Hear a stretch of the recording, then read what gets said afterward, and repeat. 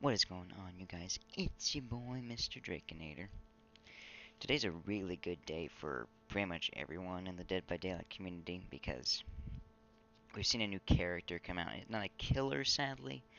I think that would be more significant toward helping the drop in players that we've been seeing. But we have seen a new survivor come out today, which was given out free. So I think that'll help out bring a few players back, especially ones that main survivor. I think they still will kind of want to play this new survivor and get these new perks. And that survivor's name is Bill Overbeck. That just sounds like a name, but a lot of people, and if you may not have played it, but most people have played the game Left 4 Dead, and if you recall a character named Bill, that's who Bill Overbeck is. He was added to Dead by Daylight today. His model looks really good. Like, I thought Laurie's looked kind of meh as a licensed character, but Bill's model looks very good. And so he's another licensed character that they've added. And just like any other survivor, he's got new perks because there's nothing really to a survivor besides the perks that really gets us excited. And so I want to go over those perks and maybe discuss how I think that could shift the way players play and if I think that they are good as they stand. So the first perk is Left Behind, and that is these are all going to be level 3 stats because I haven't found a way to get level 1 or 2 stats at the time of this video. So at level 3, this perk makes every generator left. Okay, sorry, let me rephrase that to make it make more sense. If you're the last survivor, so this could be combined with the actual last survivor perk. If you're the last survivor, every generator left that you need to repair as the last survivor makes you repair 25% faster. That's a lot. At first, I was really worried about this perk whenever I heard what it was going to do without the percentage. I was like, oh, it better be a good percentage. 25% is really good. Typically, for a last survivor, there's like hardly ever 5 generators left for them to repair.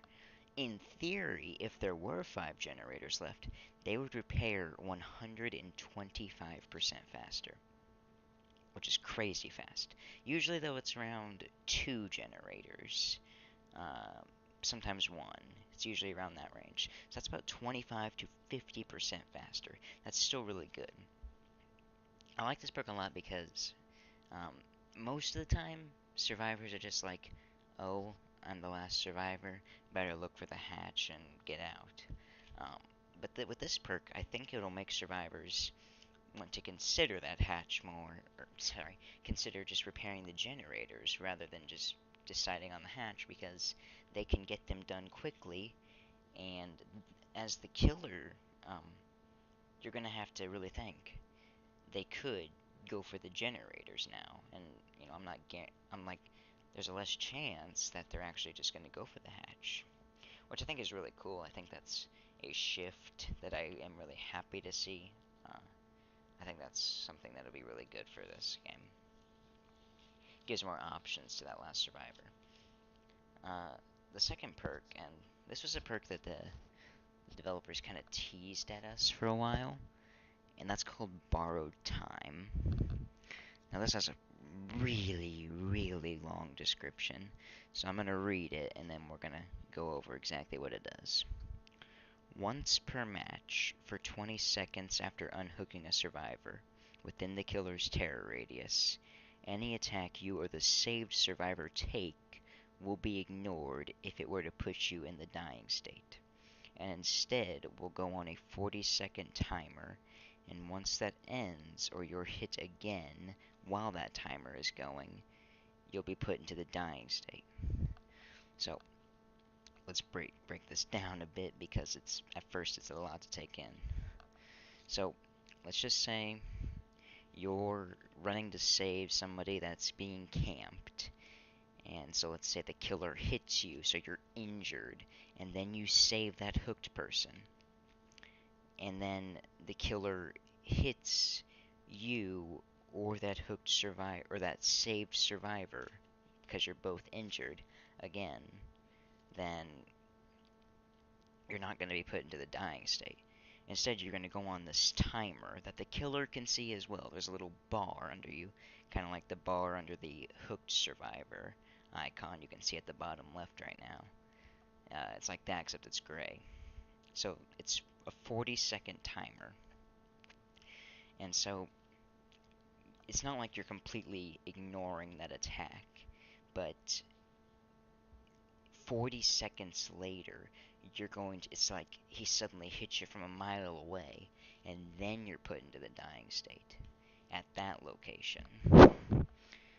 What this kind of sets up is the ability to run and get away from the killer, or if the killer sticks with you, you can intentionally run to a pallet, go down there, and then you can have an ally stun the killer as he picks you up, and then you can just keep running from there. I haven't gotten to test this yet, but let's say you get saved from the hook, and then you get hit, and then that borrowed time goes off, and while that timer is going, you get healed up back to full HP, then it might only put you into the injured state. I'm not sure how that will work. That's a really weird interaction, but I think that's how it would work.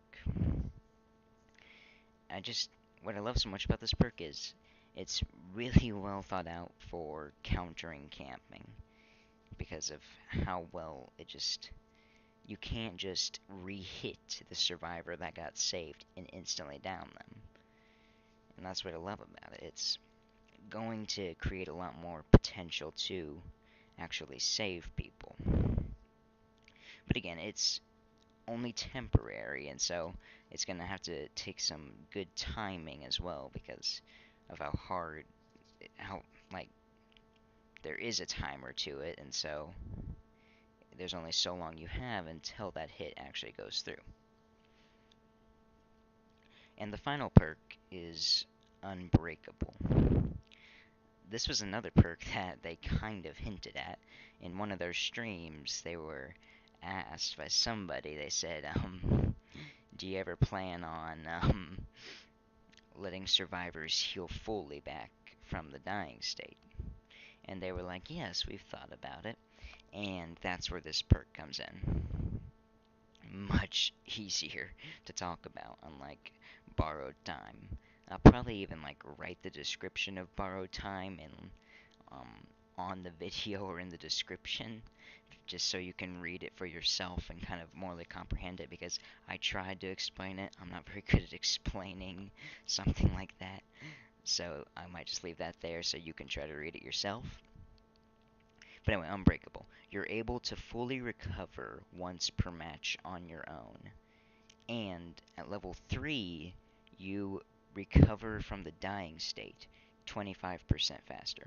I was really curious if it was, because when you think about it, how could it get better as it leveled up? So you just think, so I was kind of going under the assumption, are we going to be able to recover faster as well?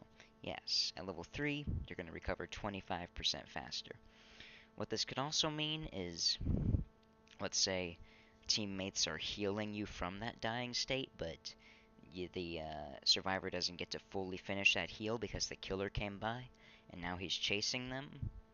You can finish the recovery on your own and get running while he's still busy chasing that survivor that was trying to heal you, which I think is really cool. I think that's gonna either force killers to run Deerstalker, or it's going to make killers want to not leave a dying survivor and pick them up because of the worry of this perk. And I think that's understandable. I've always been a type of killer that normally doesn't leave the survivor in the dying state. I like to pick them up.